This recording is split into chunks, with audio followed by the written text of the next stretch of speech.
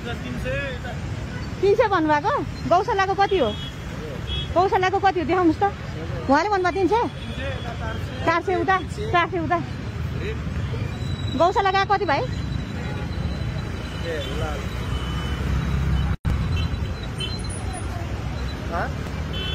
phone राख्नु त भाइ कुरा गर्दैछु तपाईसँग गौशालाको कति भन्नुभयो भाइले ओ भाइ आउनु तपाईँलाई कति भन्यो उसले 400 भने हामीले उहाँले त्यहाँ एपमा हेर्दा कति थियो 207 थियो डबल भाइ यो तरिका हो चिन्सुको कुरा होइन नि भाइ यसै ठगेर भयो त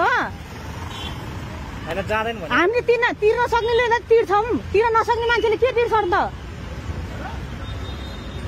देशमा सबैजनाको एकदम हुने खानी छ यो देशमा तिम्रो जाँदैन भने पनि म जान्न दाइ 207 रुपियाँ गौशालासम्मको रेट भने भन्नु पर्यो नि त तपाईँले 400 भन्ने हो त तपाईँले रेट 300 भनेको दाइ खोइ गइसक्यो त्यो तरिका भएन नि भाइ इज दिस गुड यत्रो उहाँ पठाउ हो कि इन्ड्राइभ हो इन्ड्राइभ हो अझ 180 छ तपाईँको इन्ड्राइभमा त अझ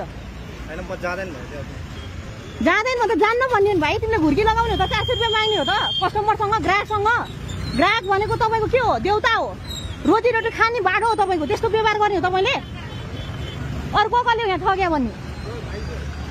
त्यो तरिका भएन है एउटाले 300 भन्ने एउटाले 400 भन्ने 180 को रेटलाई तरिका भएन है भाइ मैले तपाईँलाई नराम्रो भन्न खोजेँ होइन तपाईँलाई यो जनचेतनाको लागि मैले किन भन्दा अधिकांश पठाएर इन्डाइभमा चाहिँ ठगी भएको छ भन्ने कुरा आएको छ तपाईँहरूको सिस्टमसम्म पनि म जान्छु तर ठग्नु चाहिँ हुँदैन भाइ बुढी लाछ भगवान्को त्यसो ठग्नु चाहिँ हुँदैन बुझ्नुभयो ल हात मिलाउने आशिका दिदी आयो भने चाहिँ थोरै भन्ने अरूलाई चाहिँ अनि 400 भनेर हुन्छ त है त आले ल हस् ल ल ल आले ल